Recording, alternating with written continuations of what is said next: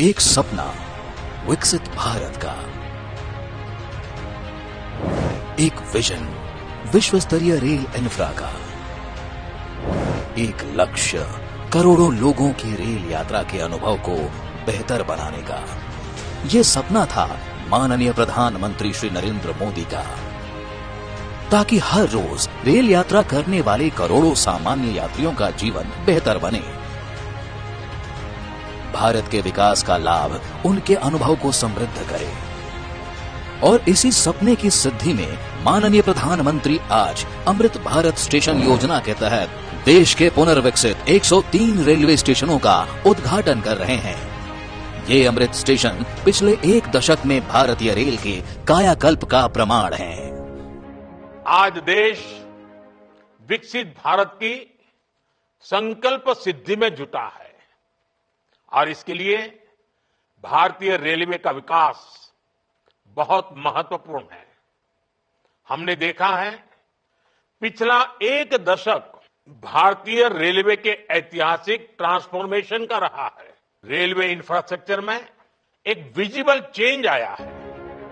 अमृत station केवल station नहीं बल्कि आधुनिकता, संस्कृति और सेवा का संगम है, जो स्थानीय आवश्यकताओं को ध्यान में रखकर डिजाइन किए गए हैं।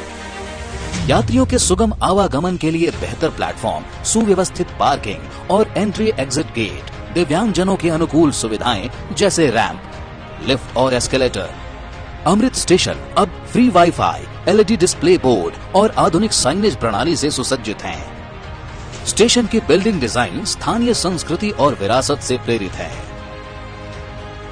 अमृत स्टेशन केवल यात्रियों के लिए ही नहीं बल्कि देश की अर्थव्यवस्था के लिए भी गेम चेंजर है।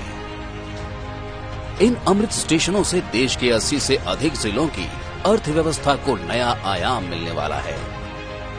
उत्तर प्रदेश के 19, गुजरात के 18, छत्तीसगढ़ के 5, बिहार के 2, झारखंड के 3, कर्नाटक के 5, केरल के 2, मध्य प्रदेश के 6, महाराष्ट्र के 15, राजस्थान के 8, तमिलनाडु के 9, तेलंगाना के 3, पश्चिम बंगाल के 3 और आंध्र प्रदेश, असम, पुडुचेरी, हरियाणा और हिमाचल प्रदेश के एक अमृत स्टेशन सशक्त भारत के निर्माण में अपनी भूमिका निभाने को तैयार हैं। अमृत स्टेशनों के उद्घाटन के साथ माननीय प्रधानमंत्री आज राजस्थान को सुदृढ़ रेल इंफ्रा की सौगात दे रहे हैं। 58 किलोमीटर लंबी चूरू सादुलपुर रेल लाइन के दोहरीकरण की आधारशिला रखी जा रही है।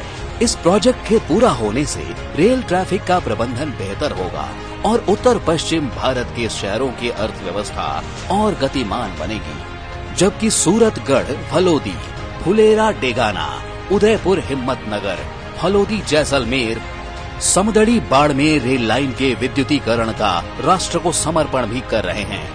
रेल लाइनों के विद्युतीकरण से जहां जीरो कार्बन उत्सर्जन लक्ष्य प्राप्ति में मदद मिलेगी, वहीं आयातित हाई स्पीड डीजल पर भारतीय रेल की निर्भरता भी कम होगी। इसके साथ बीकानेर से मुंबई के बीच नई ट्रेन सेवा की शुरुआत हो रही है। नई ट्रेन सेवा के संचालन से जहां 2 राज्यों के बीच रेल कनेक्टिविटी मजबूत होगी, वहीं छात्रों और कारोबारियों को यात्रा का नया विकल्प मिलेगा। रेल इंफ्रा का विकास विकसित भारत की दिशा में एक मजबूत कदम है, जो हिंदुस्तान के करोड़ों आम जन के सपनों को साकार करने वाला है, जिसका दायित्व स्पष्ट नीति, शुद्ध नीयत और निर्णायक क्षमता वाली मजबूत लीडरशिप ने उठा रखी है।